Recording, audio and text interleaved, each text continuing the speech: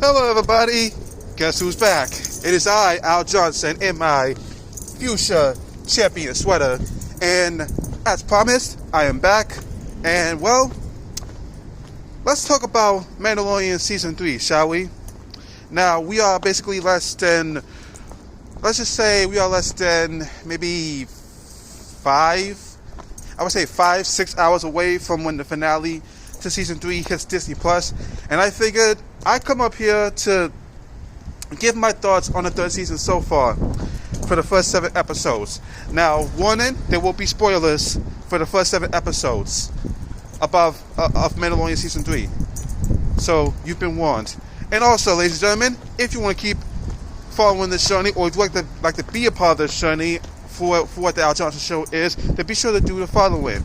Like, comment, share, subscribe, and click the notification bell whenever new videos come out. And let's get started. And folks,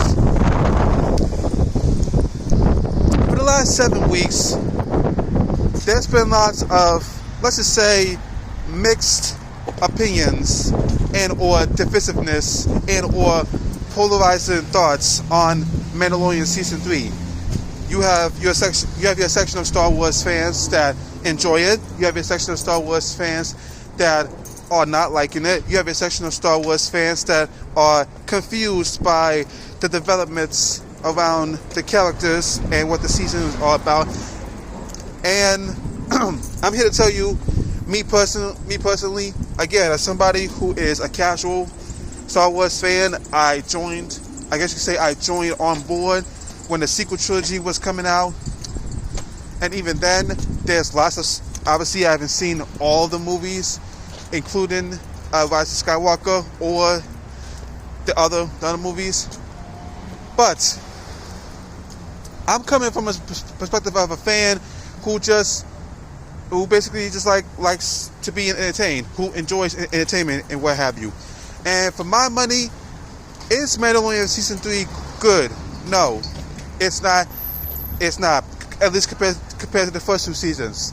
However, I do think it is a little bit better than Book of Boba Fett and that whole thing.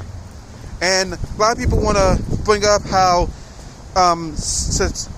viewership statistics are showing on, I guess, on like the viewership ratings for streaming, saying that the Season 3 premiere was the least watched pilot episode for any Star Wars series, especially Mandalorian, and how every week with every new episode that is released, there is 25% less people who are watching versus the previous seasons. Pardon me. And overall, like I said, there are those that are enjoying the season. Now, I will say, I will be objective. I do think it is a bit odd how in the Season 3 premiere, we had to reestablish the main show and reestablish Din and Grogu, who got back together, and then were told what the mission is, even though for people who saw Book of Boba Fett, we know what the mission is.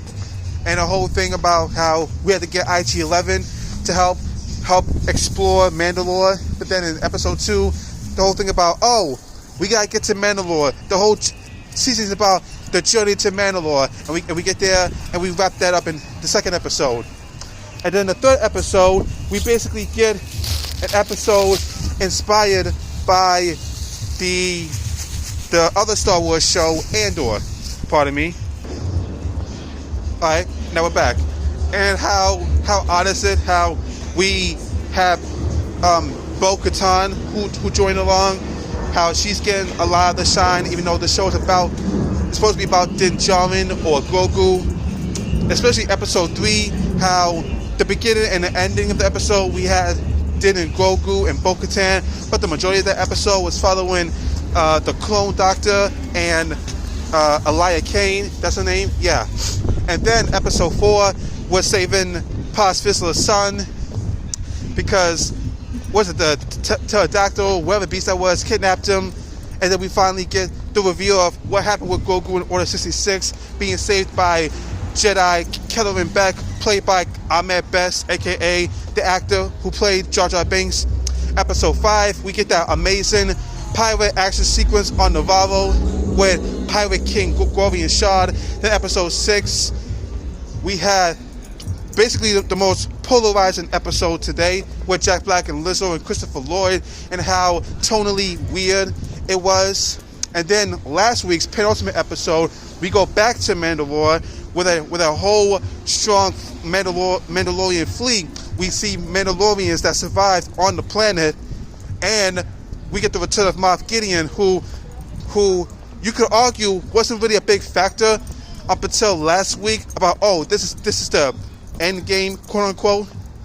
And now, like I said, we're basically 6 hours away from what the finale is all about, or what could happen. We have no idea what will happen in the finale. We may have ideas, we may have predictions, but we're not sure what this whole season has been about. Now, yes, you can also say that the writing has been, I guess you could say, subpar, and I can admit that the writing has been subpar. There's been some nice dialogues here and there, but overall, I would say the writing is, like I said, is subpar. Character-wise, you could say Din and Grogu are just pushed to the background, but other characters are taking the forefront. You could say that. To me,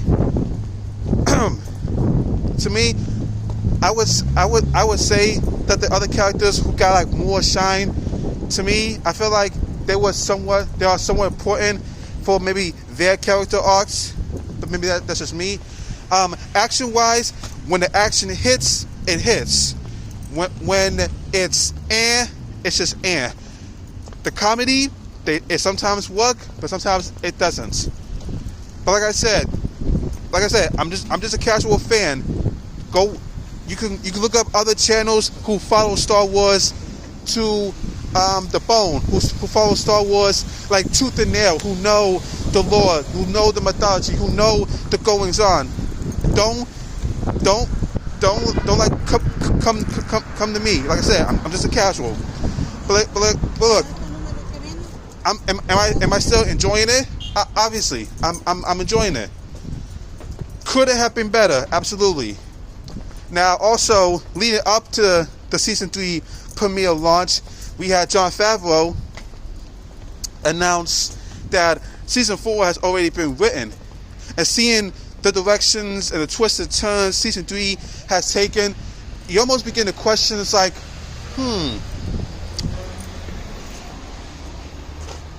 is season 4 really necessary? Which I say yes, it is, because obviously, whatever happens in tomorrow's finale, yes, it will wrap up this season. But also, we gotta remember, back at Star Wars Celebration a number of weeks ago, it was announced that Dave Filoni, who shepherded the animated shows, who co-created the fan favorite Ahsoka Tano, she's getting her own spin-off from Mandalorian that's coming out in August.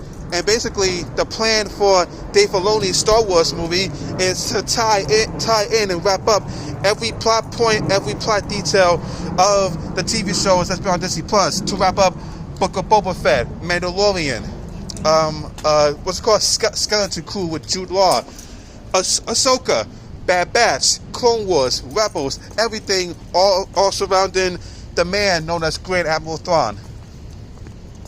And somebody pointed this out, I think last week, and I thought, that's an interesting angle.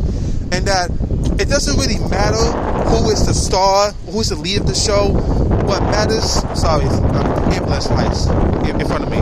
What matters is more so about the setup for what this Mando first Star Wars movie is, and how it will wrap up everything.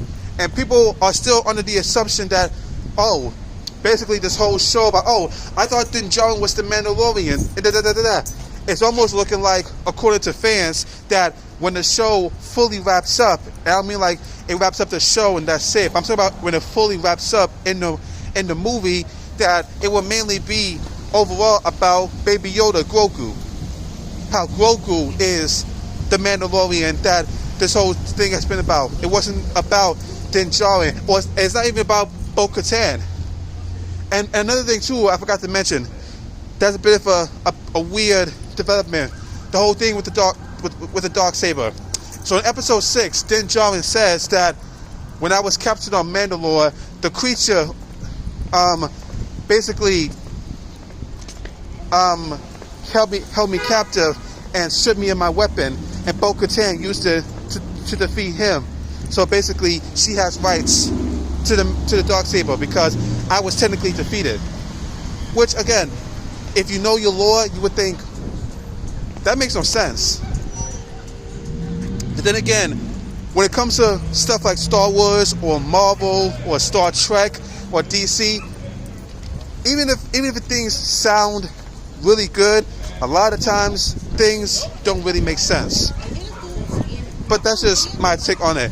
So yeah, guys, overall, to me, season 3 of Mandalorian, it is imperfect. It is imperfect on all fronts. But I'm still gonna say that I am enjoying it, or I have enjoyed it. Now, the finale tomorrow, that could change everything. That could change a whole lot of stuff. But that's gonna remain to be seen. And stay tuned for when I review the finale of Mandalorian season 3 on the channel. And folks, that's gonna be it.